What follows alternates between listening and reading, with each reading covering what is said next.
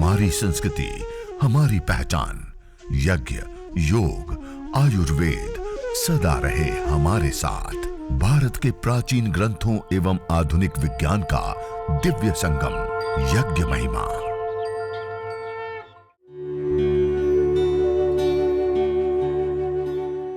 भारतीय संस्कृति में यज्ञ, योग एवं आयुर्वेद जैसी अमूल्य विद्याएं हैं, जिसका मूल है वेद। इतिहास की ओर दृष्टि डालें तो भगवान राम, भगवान कृष्ण से लेकर राजा महाराजाओं, ग्रामवासियों व अरण्यवासी ऋषियों की कुटियों तक नित्य व नैमित्तिक यज्ञों का प्रचलन देखने को मिलता है। लेकिन वो लाभ कब मिलेंगे? जब करेंगे। तो हम सब मिलके करें यज्ञ। आइए पूरे श्रद्धा भाव के साथ युक्त होकर के, आज यज्ञ करना नहीं है, यज्ञ सीखना है। क्या करना है? सीखना है। हाँ, इतने सारे लाभ है। आज हम सीख करके संकल्प लेकर के घर जाएंगे कि प्रतिदिन 5-7 मिनट अग्नि प्रदीप करके 11 आहुति, 21 आहुति जरूर करेंगे सब। हाँ, ये इतने सारे लाभ होते हैं। आइए सब लोग सीधे बैठ करके हवन करने के लिए पूर्व तैयारी आप सब कर चुके हैं। आपके पास एक पात्र के अंदर गाय का घी रखा हुआ है। एक ये लंबी डंडी वाला चम्मच, इसको कहते हैं श्रुवा। क्या बोलते हैं? क्या बोलते हैं? श्रुवा। इसको पकड़ने का एक तरीका होता है ऐसे, ये जो मध्यमा बड़ी उंगली होती है ना, उसके ऊपर, और अंगूठा और प्रथम उंगली के छोर में ऐसे पेन पकड़ते हैं ना, लिखते हैं। ऐसे पकड़ने के बाद प्रथम उंगली को सीधा कर लेते हैं और अंतिम छोर यहाँ पर अंगूठे के और प्रथम उंगली के बीच में और मध्यमा उंगली और अंगूठ के बीच में से जब मंत्र का उच्चारण करते हैं ना, उससे पहले ओम बोलते हैं। ओम के साथ गाय का घी लेते हैं, अंतिम में स्वाहा बोलते हैं तो आहुति देते हैं। तो ऐसे शुरुआत। इसी प्रकार से आपके पास एक प्लेट के अंदर जड़ी बूटियां हवन सामग्री रखी है। इसकी जब हम आहुति कहेंगे, जब हम आहुति देंगे तो उसको भी पकड़ने का एक तरीका होता है। मध्यमा, अनामिका और अंगुष्ठ 3 उंगलियों के माध्यम से ऐसे जड़ी बूटियों को लेते हैं और स्वाहा के साथ ऐसे सीधा हाथ रखते हुए, ऐसे उल्टे हाथ से आहुति नहीं देते, ऐसे सीधे हाथ से ऐसे आहुति देते हैं। ठीक है, जब आहुति देंगे तब। और आपके पास अभी ये प्लेट के अंदर 3 समिधाएं रखी हुई है। ये लकड़ी 3 रखी हुई है ना, इसको कहते हैं समिधा। इसको थोड़ा सा गाय के घी से भिगा करके हवन सामग्री की प्लेट में रख लीजिए। ऐसे भिगा लीजिए, थोड़ा सा ऐसे हल्का सा गाय का घी उसके ऊपर लगा लीजिए। अब हम यज्ञ प्रारंभ करेंगे। आपने समिधा गाय के घी से भिगा करके रख लिया। ये यज्ञ की पूर्व तैयारी। एक छोटी सी कटोरी के अंदर आपके पास जल रखा हुआ होगा और एक कलश के अंदर जल रखा है। तो अब हम मंगलाचरण पूर्वक यज्ञ को प्रारंभ करते हैं। सब लोग सीधे बैठेंगे, ब्रह्मांजलि में दोनों हाथों को रख करके यज्ञ करने से पहले 3 बार ओम का उच्चारण करते हैं। मंगलाचरण।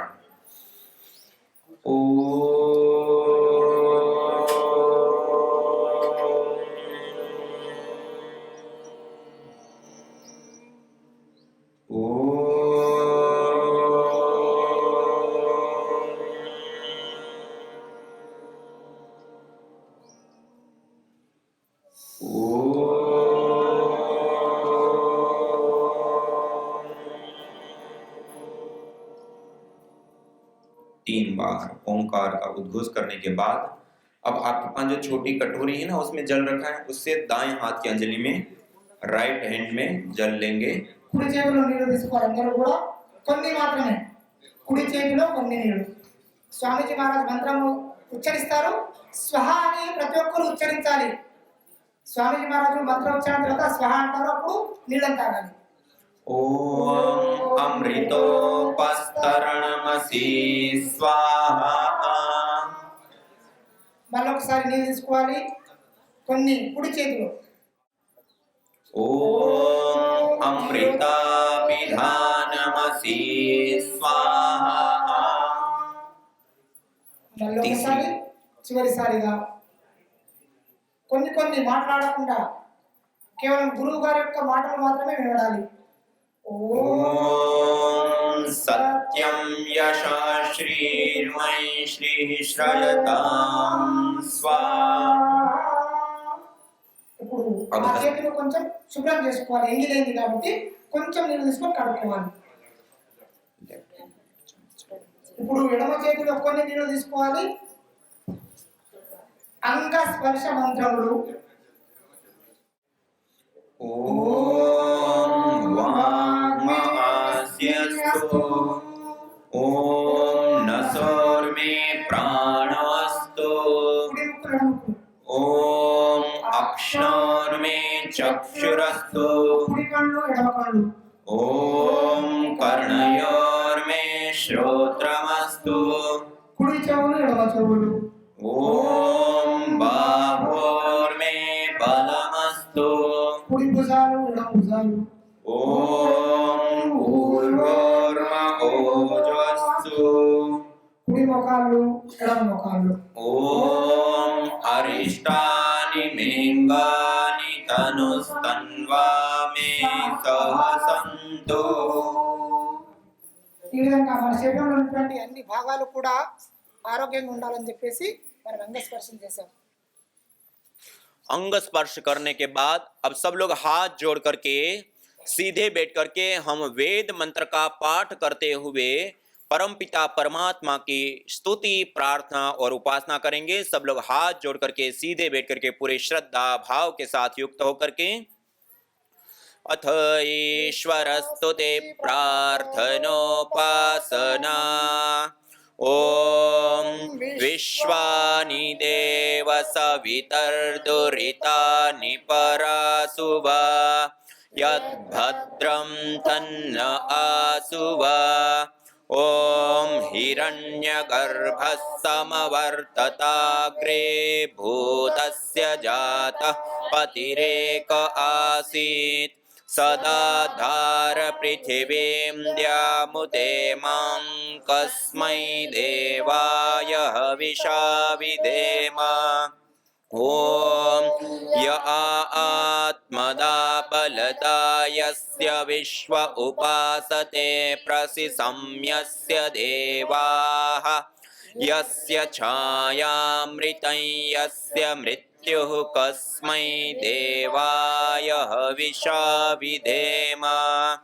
ओम यः प्राणतो निमिषतो महित्वैकहिद्राजा जगतो बभूव, य ईशे अस्य द्विपदश्चतुष्पदः कस्मै देवाय हविषा विधेम। ओम ये नद्यो रुग्रा पृथिवी च दृढायेन स्वस्तमितं येन नाकः, यो अंतरिक्षे रजसो विमानः कस्मै देवाय हविषा विधेम। ओम प्रजापतेन त्वदेतान्यो विश्वा आजातानि परिता बभूव, यत्कामास्ते जुहुमस्तन्नो अस्तु वयं स्यामपतयोरयीणाम्।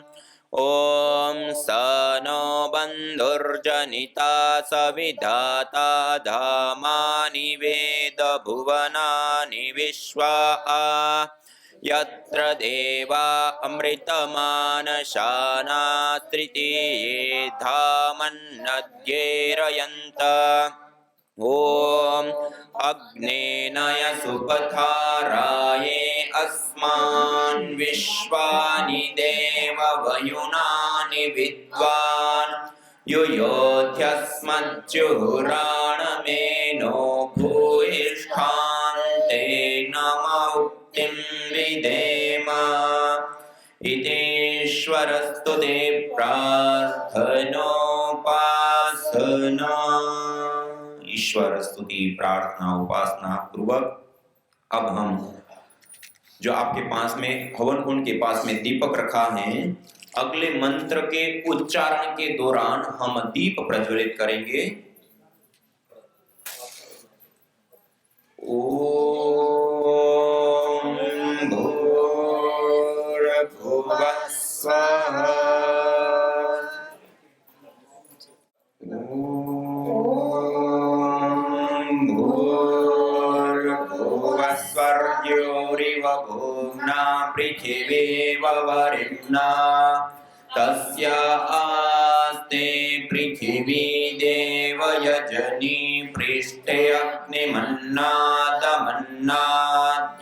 అగ్నికుండమన్నాద్యాయాదధే అగ్నికుండ మధ్య భాగంలో వదలాలి స్వామీజీ లాగా.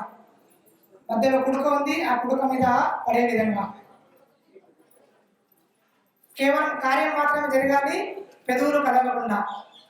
ఓం ఉద్బుద్ధ్య స్వాగ్నే ప్రతిజాగృహే త్వమిష్టా పూర్తే సదం సృజేథామయం చ అస్మిన్ సదస్తే అద్యుత్తరస్మిన్ విశ్వే దేవాయజమానశ్చ సీదతాం. మధ్యలో కొంచెం నెయ్యి వస్తుందండి కట్టెల పైన. ఇప్పుడు మీ దగ్గర ఉన్నటువంటి 3 సమిధలు ఉన్నాయి కదా, ఆ స్త్రీలు ఆ నెయ్యిలో ఉంచి తమ యొక్క భర్తకి ఇవ్వాలని చెప్పేసి కోరుకుంటున్నారు. మీ శ్రీవారికి ఏంటి? गाय की घी से द्वारा भीगी हुई जो समिधा है दोनों हाथ से प्रणाम मुद्रा में इस प्रकार पकड़ लीजिए और मंत्र के अंत में जब हम स्वाहा बोलेंगे तो स्वाहा के साथ इस समिधा का आधान करेंगे और इस लकड़ी को ऐसे रखेंगे जैसे पहले हमने 4 लकड़ी लगाई हुई है ना, 2 आटी 2 खड़ी, ऐसे ही उसी क्रम में उसके ऊपर लगाएंगे। ओम अयंतयित्मा आत्मा जातवेदस्तेनेत्यस्ववर्धस्वचेद्वर्धय चास्मान् प्रजया पशुभिर्ब्रह्मवर्चसेनान्नाद्येन समेधय स्वाहा इदमग्नये जातवेदसे इदन्न मम। ॐ समिधाग्निं दुवस्यत घृतेर्बोधयतातिथिम् अस्मिन् हव्या जुहोतना स्वसविद्धाय शोचिषे घृतं तीव्रं जुहोतना अग्नये जातवेदसे स्वाहा इदमग्नये जातवेदसे इदन्न मम। ॐ तन्त्वा समिद्भिरङ्गिरो घृतेन वर्धयामसि बृहच्छोजाय विष्ठ्य स्वाहा इदमग्नये अंगिरसे इदन्न मम। 3 समिधाओं का आधान करने के पश्चात अब हम अगले एक मंत्र का 5 बार उच्चारण करेंगे और गाय की घी की 5 बार आहुति देंगे और उसको इस प्रकार आहुति देंगे कि घी एकदम से नीचे भी ना चला जाए और समिधाओं के ऊपर इस प्रकार से लगे कि अग्नि अच्छे से प्रदीप्त हो जाए। हमें अग्नि को अब बुझने नहीं देना, इस अग्नि को अच्छे से प्रदीप्त करने के लिए जहां आवश्यकता हो इस प्रकार 5 गाय की घी की आहुति हर मंत्र के अंत में स्वाहा के साथ प्रदान करेंगे। మీ దగ్గర ఉన్నటువంటి నెయ్యి కొంచెం గరం పెట్టుకోండి, అగ్ని పైన ఒక చేతితో నెయ్యి గరం పెట్టుకోండి, ఇంకో చేతితో స్వామీజీ మంత్రం అనుకుంటారు. ఈ విధంగా 5 సార్లు నెయ్యి యొక్క ఆహుతిని ఇస్తాం. నెయ్యి మరి కిందికి కాకుండా మరి పైకి కాకుండా సమిధల పైన పడే విధంగా చూస్తాం. అగ్నిని ప్రజ్వలింపజేస్తాం. అగ్ని ఆర్పకుండా ఆగిపోకుండా అగ్నిని ప్రజ్వలింపజేయడానికి ప్రయత్నం చేస్తాం. ओम अयंत एत्म आत्मा जातवेदस्तेनेत्यस्ववर्धस्वचेद्वर्धय चास्मान् प्रजया पशुभिर्ब्रह्मवर्चसेनान्नाद्येन समेधय स्वाहा इदमग्नये जातवेदसे इदन्न मम। ओम अयंत एत्म आत्मा जातवेदस्तेनेत्यस्ववर्धस्वचेद्वर्धय चास्मान् प्रजया पशुभिर्ब्रह्मवर्चसेनान्नाद्येन समेधय स्वाहा इदमग्नये जातवेदसे इदन्न मम। ओम अयंत एत्म आत्मा जातवेदस्तेनेत्यस्ववर्धस्वचेद्वर्धय चास्मान् प्रजया पशुभिर्ब्रह्मवर्चसेनान्नाद्येन समेधय स्वाहा इदमग्नये जातवेदसे इदन्न मम। ओम अयंत एत्म आत्मा जातवेदस्तेनेत्यस्ववर्धस्वचेद्वर्धय चास्मान् प्रजया पशुभिर्ब्रह्मवर्चसेनान्नाद्येन नान्नाद्येन समेदय स्वाहा इदमग्नये जातवेदसे इदन्न मम ॐ अयन्त इद्म आत्मा जातवेदस्तेनेज्यस्ववर्धस्व चेद्वर्धय चास्मान् प्रजया पशुभिर्ब्रह्मवर्चसे नान्नाद्येन समेदय स्वाहा इदमग्नये जातवेदसे इदन्न मम। अब अपना जो गाय के घी का पात्र और श्रु है उसको थोड़ा दूरी पे हवन कुंड से छोड़ दीजिए। हवन सामग्री की प्लेट को थोड़ा दूर पे रख दीजिए। अब आपके पास जो कलश है उस कलश को एक व्यक्ति एक हवन कुंड के ऊपर अपने हाथ में लेंगे। మీ దగ్గర ఉన్నటువంటి చిన్న గురి ఉంది కదా మట్టిది, అందులో ఉన్నటువంటి నీళ్లను యజ్ఞంలో ఏదైతే ఇతర క్రిమి కీటకాలు రాకుండా మనము నాలుగు వైపులా ఆ నీటి ధారణ వేయడం జరుగుతుంది। స్వామీజీ మహారాజ్ గారు మంత్రోచ్చారణ చేసిన తర్వాత మొదలు తూర్పు వైపున। अब हम जल प्रोक्षण करेंगे। आपको जिस दिशा को बताएंगे उस मंत्र के माध्यम से हम उन दिशाओं में जल सिंचन करेंगे। अपने एक हवन कुंड के ऊपर कोई एक व्यक्ति अपने राइट हैंड दाएं हाथ की अंजलि में थोड़ा सा पानी लेंगे, जल लेंगे। కుడి చేతిలో నీళ్లు తీసుకొని కొంచెం ఒక వ్యక్తి యజ్ఞంలో కూర్చున్నటువంటి ఒక వ్యక్తి కుడి చేతిలో నీళ్లు తీసుకోవాలి। मंत्रोच्चारण के बाद हवन कुंड के पूर्व दिशा में दक्षिण से उत्तर की ओर जल धारा बनाते हुए जल सिंचन करेंगे। और जल सिंचन करते हुए ध्यान रखें हवन कुंड के अंदर सामग्री की प्लेट में या घी के पात्र में एक बूंद भी पानी नहीं गिरना चाहिए। ఆ యొక్క నీళ్లు దక్షిణం నుంచి ఉత్తర దిశలో ధారపోయాలి। మరి నీటి యొక్క ఒక చుక్క కూడా యజ్ఞ కుండంలో కానీ సామాగ్రిలో కానీ నెయ్యిలో కానీ పడకుండా చూస్తారు। ओम अदितेनुमन्यास्व। अब दूसरी बार जल लेंगे और वेदी के पश्चिम दिशा में दक्षिण से उत्तर की ओर धारा बनाते हुए जल सिंचन करेंगे। ओम अनुमतेनुमन्यास्व। अब तीसरी बार जल लेंगे और वेदी के उत्तर दिशा में पश्चिम से पूर्व की ओर धारा बनाते हुए जल सिंचन करेंगे। ఉత్తర దిశలో పశ్చిమ దిశ నుండి తూర్పు వైపుకి ఉత్తర దిశలో। ओम सरस्वत्येनुमन्यास्व। अब चौथी बार जल लेंगे చివరిసారిగా और తీసుకోండి। हवन कुंड के पूर्व दिशा से प्रारंभ करके परिक्रमा क्रम से चारों दिशाओं में जल सिंचन करेंगे।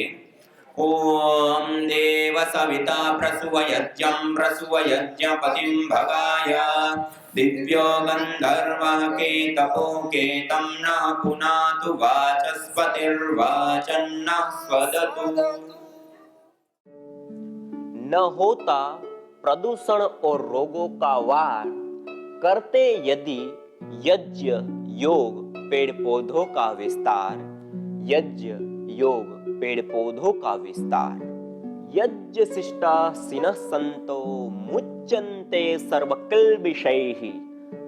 भुञ्जते ते त्वघं पापा ये पचन्त्यात्मकारण। अर्थात जो यज्ञ शेष बचे हुए अन्न का पान करते हैं, प्रसाद को प्राप्त करते हैं, प्रसाद को ग्रहण करते हैं, वह मुच्यन्ते सर्वकिल्बिषैः सभी प्रकार के पापों से दोषों से मुक्त हो जाते हैं। भुञ्जते तु त्वघं पापा ये पचन्ति आत्मकारणा जो केवल अपने पेट की आपूर्ति के लिए अन्न को पकाते हैं, वह अन्न नहीं अपितु पापी लोग पाप का भोग कर रहे हैं। हमारे साथ एक संतोष साठे करके गृहस्थ आए थे। वो मेरे रूम में थे। उनका करीब 8 से 10 साल पहले एक्सीडेंट हो गया था और एक्सीडेंट में उनकी इतनी बड़ी जख्म थी जो कोई डॉक्टर ठीक नहीं कर पा रहे थे। ना उनको डायबिटीज था, ना उनको कोई चीज थी। स्किन पूरी निकली हुई, रोज सवेरे वो ड्रेसिंग करते थे। तो वो भी इसी कार्यक्रम में आए थे।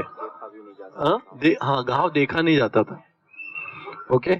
और जब उन्होंने हम लोगों का रूम में बात हुई, मैंने कहा कि आपने इतना कोशिश करके देखा है तो क्यों ना हवन का भी आप देखो उसको कोशिश करके। उन्होंने हवन का एक काम किया और अभी उनकी 40% स्किन आ गई है उनको पैर के ऊपर। कमाने के चक्कर में रोग को ले लिया, साथ में डायबिटीज आ गई और इतनी बड़ी कि जिसमें इंसुलिन लेने के बाद भी असर नहीं होता था। उस स्टेज तक पहुंच गया था मैं, उस स्टेज तक मैं पहुंच गया था। इन्होंने बताया यज्ञ के बारे में कैसे है, क्या फायदे हो रहे, कितने लोगों को फायदा हो रहा है। तो फिर मैं सोचा चलो और 3 दिन इन्वेस्ट करूं इसमें। इन्वेस्ट किया मैंने, चलो 3 दिन में जाके देख के आऊं यज्ञ में क्या फायदा होता है। 3 दिन में गया और पहले ही दिन जो असर हुआ, शायद वो मेरे जीवन में बहुत बड़ा परिवर्तन था। पहले ही दिन से जैसे जैसे दूसरा तीसरा दिन, और ऐसा लगने लगा कि शायद यज्ञ ही हमारा जीवन है। और मेरे शरीर में तो परिवर्तन 100% आ गया है। मैं 99% नहीं बोलूंगा, 100% मेरे जीवन में भी परिवर्तन आ गया और मेरे रोग में भी परिवर्तन आ गया। महिला मंडल के ग्रुप में ये प्रयोग शुरू किया, खाली हवन सिखाऊंगी मैं।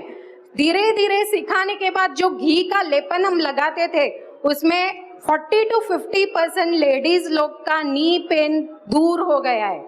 मेरा खुद का एग्जाम्पल है, मेरा राइट व्रिस्ट, ये थंब यहाँ से बेंड नहीं हो रहा था, ऑपरेशन की डेट थी, लेकिन मैं बच्चों को पढ़ाती थी तो मैंने वो डेट डिले करा के अप्रैल में की थी, लास्ट मंथ। फिर धीरे धीरे वो हवन का घी ही लगाते लगाते मुझे ये हाथ में भी ठीक हो गया ना। मैंने ऑपरेशन कराया, अभी सारा काम मैं खुद करती हूँ।